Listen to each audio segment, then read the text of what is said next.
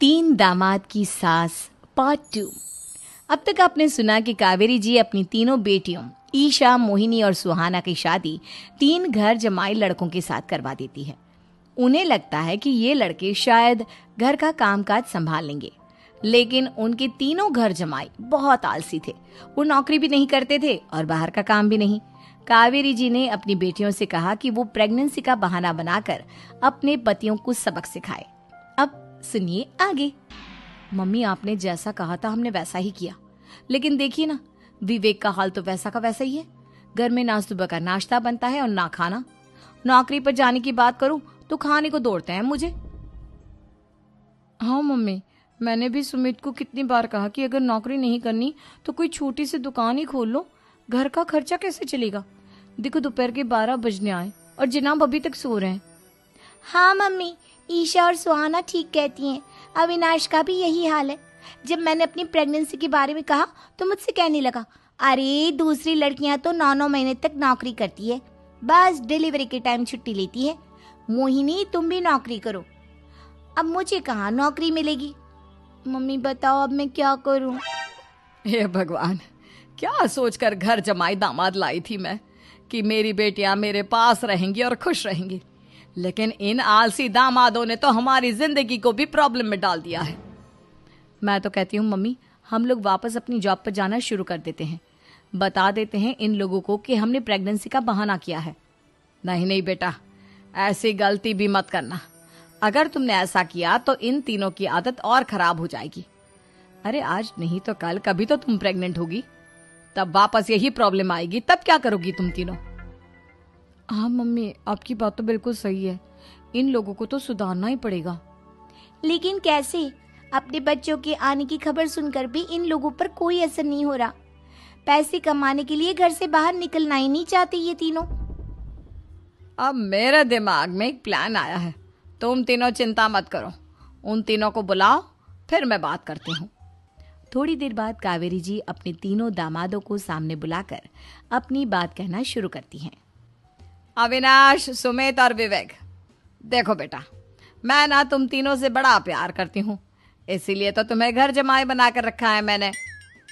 अरे मम्मी जी, सीधे सीधे कहिए ना, क्या बात है? प्यार तो हम भी आपको बहुत करते हैं। अरे मम्मी जी, आपकी इज्जत भी बहुत करते हैं। अरे भाई, आपके जैसी सास और कमाने वाली बीवी सबको मिलती है क्या? हाँ मम्मी, विवेक और सुमित ठीक कह रहे हैं। आपकी बेटी से शादी करके मेरी तो जिंदगी ही अच्छी हो गई है। जानती हूँ मैं, और ये भी जानती हूँ कि तुम तीनों अपने अपनी बीवियों से बहुत प्यार करते हो। बेटा, बात ऐसी है कि हमारे कुल गुरु ने कहा है कि प्रेग्नेंट होने के बाद मेरी तीनों बेटियां शुरू के 4 महीने हमारे गांव में जाकर रहेगी, जहां मेरे चाचा जी रहते हैं।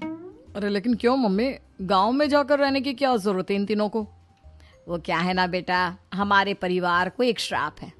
अगर मेरी बेटियों ने यहाँ पर बच्चा पैदा करने की कोशिश की तो उनके बच्चों को कुछ भी हो सकता है।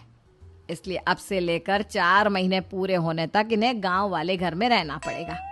हाँ तो इसमें प्रॉब्लम क्या है मम्मी जी? हम भी वहाँ जाकर रहेंगे, पिकनिक मनाएंगे। अरे भाई, बीवी जहाँ हम भी वहाँ। हाँ यार, आइडिया तो बहुत अच्छा है। शहर की जिंदगी में रह रहकर परेशान हो चुके हैं, अब कुछ दिन गांव में बिताएंगे। तुम लोग समझने की कोशिश क्यों नहीं करते? तुम में से कोई भी वहां नहीं जा सकता, और मैं यहाँ रहूंगी ना तुम तीनों के साथ। 4 महीने की तो बात है, उसके बाद ये तीनों ही लौट कर आ जाएंगी। ठीक है मम्मी जी, अब हमारे बच्चों का सवाल है तो ये तो करना ही पड़ेगा। कावेरी अपनी तीनों बेटियों को कुछ दिन के लिए घर से बाहर कहीं दूसरे शहर में रहने के लिए भेज देती है। कुछ दिनों के बाद, अरे मम्मी जी, बहुत दिन से पिज्जा नहीं खाया, मंगवाइए ना। क्या बताऊं बेटा, पहले तो बेटियां खर्चा दे देती थी क्योंकि उनकी नौकरी थी, लेकिन अब तो मेरे पास पैसे ही नहीं बचे। थोड़े बहुत पैसे हैं जो बच्चों की डिलीवरी में काम आएंगे। लेकिन मम्मी जी, आपकी बेटियों को वापस आने में तो अभी बहुत वक्त बाकी है। वही सोच सोच कर परेशान हो रही हूँ। सोच रही हूँ कल से दूध भी बंद करवा देती हूँ। अब दूध वाले को देने के लिए पैसे भी तो नहीं है ना। अरे नहीं नहीं मम्मी जी, अगर दूध भी बंद करवा दोगी तो मुझे चाय कहाँ से मिलेगी? और चाय के बिना मैं तो मर ही जाऊंगा। क्या करूं बेटा, इसके अलावा हमारे पास कोई ऑप्शन नहीं है, मेरे पास पैसे ही नहीं बचे। इस तरह कावेरी जी धीरे धीरे अपने तीनों दामादों को पैसे देना बंद कर देती हैं और घर में खाने पीने की चीजें लाना भी बंद कर देती है। अब वो तीनों बुरी तरह से परेशान होने लगे थे और इसलिए एक दिन तीनों प्लान करके घर से बाहर निकलते हैं और बाजार में जाने के बाद यार अच्छा खाना खाए हुए कितने दिन हो गए, पता नहीं कब अच्छा खाना मिलेगा। हमारी बीवियों के जाने के बाद तो हमारी हालत भिखारियों जैसी हो गई है यार। कुछ भी हो, मुझे तो आज पिज्जा खाना ही खाना है।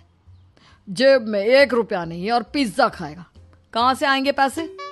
अरे देख वहाँ सामने बोर्ड पर क्या लिखा हुआ है, कंप्यूटर पर काम करने के लिए एक आदमी की आवश्यकता है। भाई मैं तो जा रहा हूँ, काम करूँगा और शाम तक पैसे लाकर आराम से पिज्जा खाऊंगा। जा जा, तुझे कोई काम नहीं देने वाला, हम तो घर जा रहे हैं। चल भाई सुमित। सुमित और अविनाश वहां से चले जाते हैं और विवेक उस कंप्यूटर शॉप पर सारा दिन काम करके 5,000 रुपए कमा कर घर लौट कर आता है और अपने खाने के लिए अच्छी अच्छी चीजें भी लेकर आता है।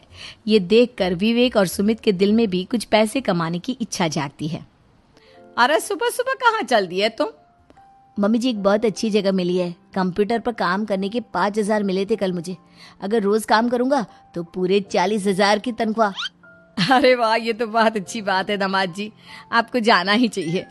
सुमित और अविनाश विवेक को इस तरह तरक्की करते देखकर परेशान हो जाते हैं और वो दोनों भी काम की तलाश में निकल पड़ते हैं। धीरे धीरे उन दोनों को भी काम मिल जाता है। अब कावेरी के तीनों दामाद छोटी मोटी नौकरी करके अच्छा पैसा कमाने लगे थे। एक दिन कावेरी उन्हें अपने पास बुलाती है। अरे वाह,